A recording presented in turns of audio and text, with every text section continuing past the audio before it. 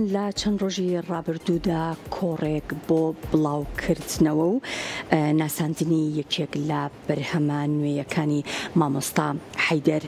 مومتاز حەیدەری نووسەر سازکرا کە ئەویش کتێبی ڕەوستەی قەڵەمەکەمی کە یەکێکە لە بەرهەمە نوێیەکانی مامۆستا مومتاز حەیدەری نووسەر قسە و باسی زیاتر دەربارەی بەرهەمەکە و ناوەڕۆکی کتێبەکەکەم بەڕێزیان لە ڕێگەی ستریمەوە لەگەڵ من قسە دەکەن. مامۆستا سڵاوت لێبێ و ئەم کاتت باش. سڵاوی خواتان لەبێ ئێوارەی باش. سڵاو لە تۆش. ڕەوسەی قەڵەمەکەم بەرهەمی کەیە و ناوەڕۆکی با بڵێین کتێبەکە باز لە چیە کات؟ بەڵێ بێکوان یعنی ئەو زادەی تەمەن کە ناولێنرای زادەی تەمەن ڕەوسەی قەڵەمەکەم دەکای ئەوە مادیبوونی زیاتر لە 6 ساڵی چالاکی خوێندنەوە و نووسین و خەباتی سیاسی و نیشتمان پەروەری و کوردایەتیم دیارە بێگومان من بەڵێ یعنی ئەو زادەی تەمەنە دەکەی بە ئاسانی و دەست نەهێنراوە بە وەرهێم نەهێنراوە دەکەی ئەمن وەکو لەدایک بووی بنەماڵێکی نیشتمان پەروەری شۆڕژێری کوردستان دانیشتووی شاری هەولێر چام کردوتەوە لە کۆمەڵی ژینگەی تایبەتی و ژینگەی گشتی یعنی ناو کتێب و دەستنووس و گۆڤار و ڕۆژنامە و دەکەی جوولانەوەی سیاسی نیشتیمانیمان کە برایەکانم ئەو کاتە هەر چواریان بەشێکی گرنگی سەرکردایەتی جوولانی نیشتیمانیان ئاستی هەولێر و کوردستان چاوم لەو ڕەوشەیدا لەو ژینگەیدا کردوتەوە دەکەی بەڵام ڕۆژگاری دژواری هاتە پێشەوە بە کورتەکەی یعنی با بڵێن پاشی ئەوەی کە یعنی ساڵی 49 برایەکانم بەڕەش گیران دەست بەجێ حکم دران ئێمە باوک و دایک و سێ خوشک و دوو برا جەمشیدی برام ڕوومان لە گوندەکەمان کرد دەکەی بۆ پاشخانەکە بچکەن پاشی ماوەیەکی کەم کاک ساڵحی برا گەورەمان ئازاد کرا کە ئازاد کرا هاتە گوندەکەمان ئەوی لەگەڵ ئێمە نیشتە جێ بووم تەماشای کرد من و جمشید لە خوێندنی ڕسمی دابڕاوین لە پۆلیسەی سەرەتایی بۆ پۆلی چار دەرچوون و لە خوێندن دابڕایە بۆیە کە هەوڵیدا بە ڕێگایەکی وەکو دڵی مەدەنیانە لە شاری هەولێر لە کتێبخانەی شەخەشەڵا چەند ژمارەیەکی گۆڤاری گەلاوێژ و چەند نامیرکەیەکی عەرەبی هینە دەکەی لەوێوە من ئاشنایەتیم بە شێوە شەرتە ساکار بوو لەگەڵ وشەی کوردی شعری کوردی گەورە پیاوانی کوردی لە ڕێگەی گۆڤاری گەلاوێژەوە زۆر بە سادە و ساکار بوو دەشم تەفێرە خوێندنەوەی کوردەکەش بووم تێنە دەگەیشتم بەڵام ئێتر وردە گەیشتە ئەو ڕادەیە کە پاشی 55 جارشکە ماڵمان هاتەوە هەولێرێ دووبارەکەت لە باوشی شارەکەمدا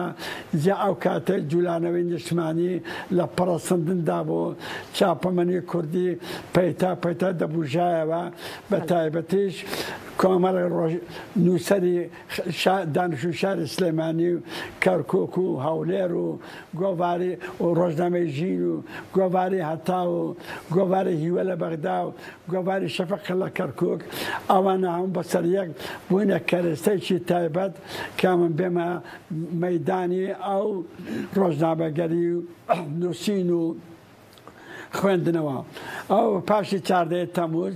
دەرگایەکی فراوان کرایەوە لە بەردەم گەلانی عێراق بە تایبەتی بۆ ئێمەی کورد کە مەسەلە با بڵێن ڕەوشی سیاسی ڕەوشی نیشتیمانی ڕەوشی کولتوری کتێب و چاپەمەنی هاتە پێشەوە دەکەم من ئیتر وەکو عاشقێکی سەرشێتانە یعنی هەوڵم دەدا کتێبەوە دەست بێنم جەریدەوە دەست بێنم بخێنمەوە لەوانەشا لە زۆریان تێنە دەگەیشتم بەڵام کۆڵم نەدام بارحال ئیتر ڕۆژگار هات یعنی گەیشتە ئەوەی ڕۆژ لە ڕۆژان دەست خاوەن قەڵەم بم هەرچەند قەڵەمەکەم بەدەستە چۆ لەرزۆک بوو مەسەکەم بۆ نمونە ساڵی 6 لە ڕێگای حزب شووریەوە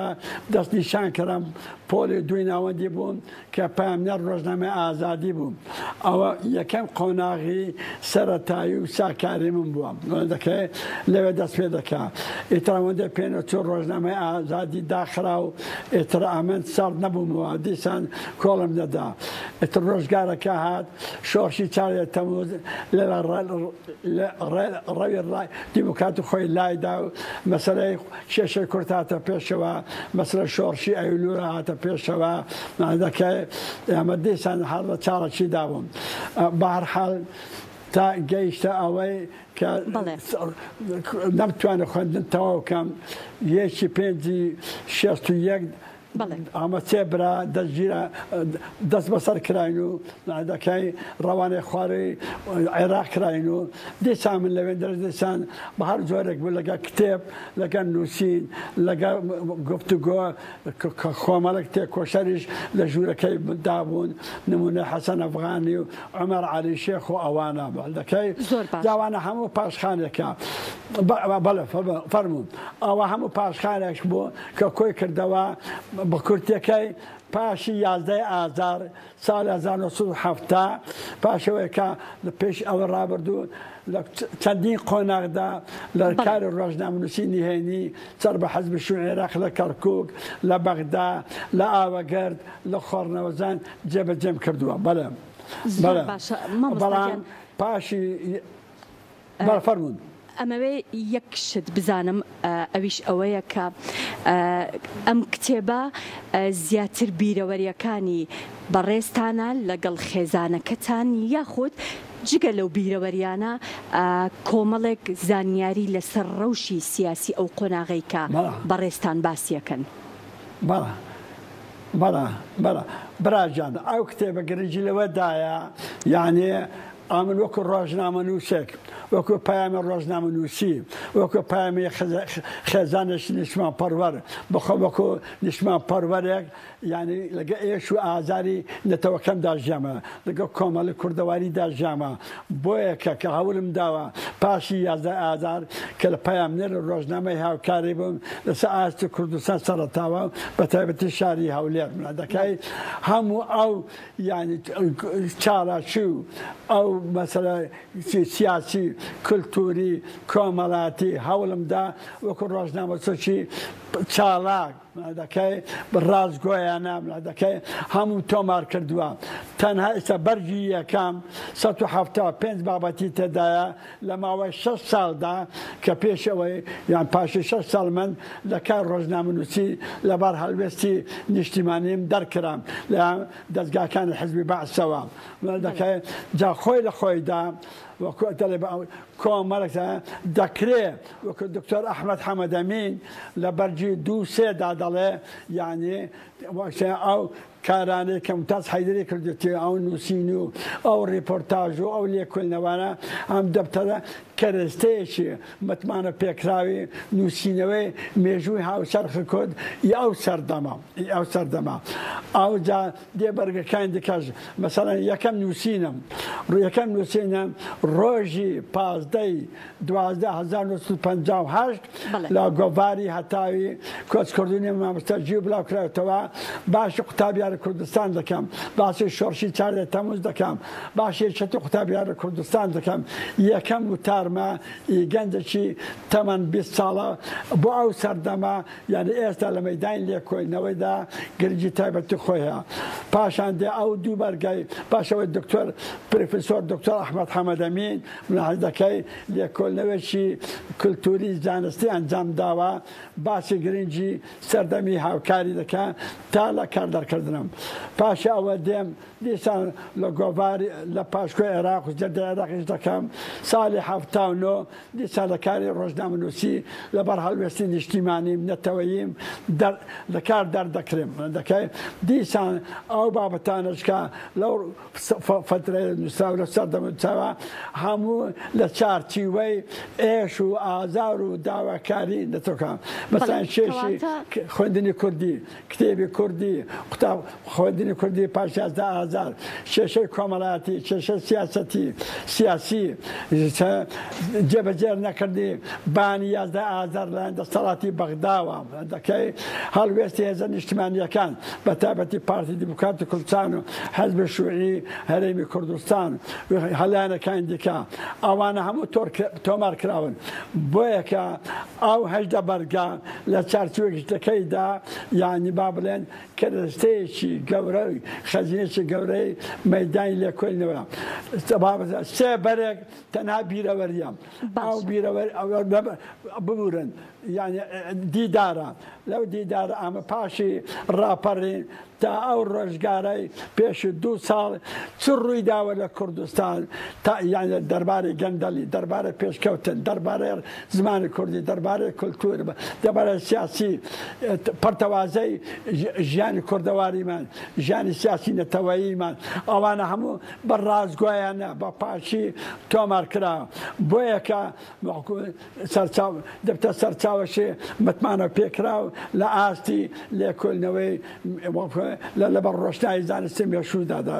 دوای 2 بەرجیان تەنها پەیوەندی هەیە تایبەتە بەژین نامەی 80 مرۆڤی کورد کە پاشە کۆچی دواییە کردووە کە ئەوانە بەسەر یەکەوە یعنی مێژووی گرنگی مێژووی کورداتی مێژووی کولتوری مێژوو ڕوشبیرە نمونەی مامۆستا عەلا دەسوجادی حزبی مکریانی دەکەی کامەران مکریم دەکەی تۆفیق وەهبی باگ هەموو کۆمەڵک پیاوی گەورە نووسەری گەورە لەو 2 بەرگەدا تۆمار کراوە بۆیە کە ئێستا ئەو دەتوانێت بڵێن ئەو 8 بەرگە دەکەی لە مەیدانی لێکۆڵینەوەی لە بۆ زانکۆکاندا دەتوانێت سوودەکی گەورە بکرێن یا توێژەرەکانی مەیدانی کۆمەڵاتی کۆمەڵناسی دەروون ناسی دەکەی ئەوانە هەموو تێدا هەیە خەباتی سیاسی خەباتی کورداتی هەمووشان گرنگاوێ بەلای منەوە هەروەکو کۆمەڵێک مامۆستای ئاکادمی دانیە بەوە ناوە کە بە ڕازگۆیانە نووسراوە بە ڕۆزگایانێ کێشەکان یعنی پێشنیازی بۆ کراوە چارەسەری بۆ دانراوە بە هەر حاڵ ئەوە دەمینێتەوە مەسەلەکە ئێستا دەبێ ئاکادمیەکانی کورد زانکۆکانی کوردستان بە تایبەتی بەشی مێژوو بەشی ئەدەبیاتی کوردی ئەوانە زیاتر سوودی لەوەرگرن زیاتر ئەو خۆدکارانەی کە ئەم ساڵ ئەوەی ماستەر و دکتۆرا وەرگیران سەرنجیان بۆ ڕاکێبشن کاری لەسەر بکەن بە هەر حاڵ یعنی ئەوە لەو دەرفەتە تەسکەدا من ناتانم ناوەڕۆکی 8520 لاپەر بۆ بینەرانی کورساتەوە بە سوپاسەوە بۆیان شی بکەمەوە پێشکەشیان بکەم دەستەکانت خۆش ویستم پرسیاری ئەوە بکەم بزانم هەموو ئەو بابەتانەی کە لە گۆڤار و ڕۆژنامەکان کە خۆت ئاماژەت پێکرد لەو کات بڵاوت کردوتەوە لەم کتێبەشا بوونیان هەیە؟ چۆن ئاخر پرسیارەکە چ بوو؟ هەموو ئەو بابەت و لێکۆڵینەوە و با بڵێن ئەو چیرۆکانەی کە لە خۆت ئاماژەت پێکرد کە لە بەشێکی زۆر لە گۆڤار و ڕۆژنامەکانە لەو سەردەمەیە بڵاو کراوەتەوە لەم کتێبەشا بوونیان هەیە؟ بەڵێ ئاها ئەوە دەمێنێتەوە دەسان 2 بەشە ئەوەی لە گۆڤاری کەی 21 کە 21 ژمارە لێ دەرچووە یعنی پاشی گۆڤاری گەلاوێژی پێشڕەو گۆڤاری کەی 21 تاکە گۆڤارە سەر ئاستی کوردستان کە گۆڤارێکی زانستی نەتۆپەروەری دەکەی ڕۆشنبیری کولتوری گشتیە دەکەی ئەو 21 ژمارە بە قەبارەی ئایفۆر دەرچووە 10500 لاپەر بووە زۆربەی هەرە زۆری تێژێرەکانی بازەکەی ئەو گۆڤارانە هەمووی یعنی ئەکادمی کوردی بووە بەڵام لەگەڵ ئەوەشدا ژمارەیەک وتار و لێکۆڵینەوە و نووسین و خۆمە ئەوانەیە کە ناو ئەو گۆڤارەکەی بیستیەک و هەر کتێبی حەیدەری نامە و قاموسە ناونەمرەکان و ئەوەی شۆرشی ئەیلول و جینۆسایدی کوردان و ئەوانە بەشێکی ناو ئەوەشدا کتێبەیدا بوونیان هەیە لە سەرەتاکەش نووسیتم ئەوە هەموو بەرهەمەکانمە تەنها وەکو کتێب حەیدەری نامە و قاموسە ناونەمرەکانی تێدانیا بەڵام دیسان ئەوەی بەرهەمی خامەی دەستی منە زۆربارە زۆر ئەو بەدەستم کەوتووە لە ماوە ئەو 6 ساڵ 63 ساڵەدا هەمووی تێدا هەیە لەوانەش بەڵام کۆمەڵێ دیداری تەلەڤیزیۆنیم هەبووە کە وەکو دەڵێ بۆ کۆڕ کۆبنەوە سیاسیەکاندا ڕاموەرگیرا دەربارەی ئەو کێشان و ململانەیە ناو حەزبەکان لە کوردستان بەینی هەولێر و بەغدا ئەوانە بۆ 2 دقە 3 دقە بەدەستم نەکەوتن دەکە بەڵام دیسان مەسەن دەنجی ئەمریکا چەند دیدار لەگەڵ تێدایە BBC تێدایە دەکای رووسیا و تێدایە ئەوانە هەموو تۆمارکراون بەهەرحاڵ چاوەڕێکەکەیدا زۆربەی هەرە زۆری نووسینەکانم و بۆ چوونەکانم و ڕێیەکانی خۆم وەکو خوێندەوارێکی کورد وەکو ڕۆژنامەچێکی خاون پەیام تێکۆشەرێکی ڕێگە ئازادی ئینسان ئازادی عەقڵ ئازادی ژن ئازادی نیشتمان ئەمن پامێکی خۆم ینی کۆمەڵانی کوردستانم ڕاگەاندووە بەڵێ بەڵێ ماندوومان کردی مامۆستایان دەستەکانت خۆش بێ زۆر بەڕێز مومتاز حەیدەری نووسەر دووبارە سوپاس دەکەم.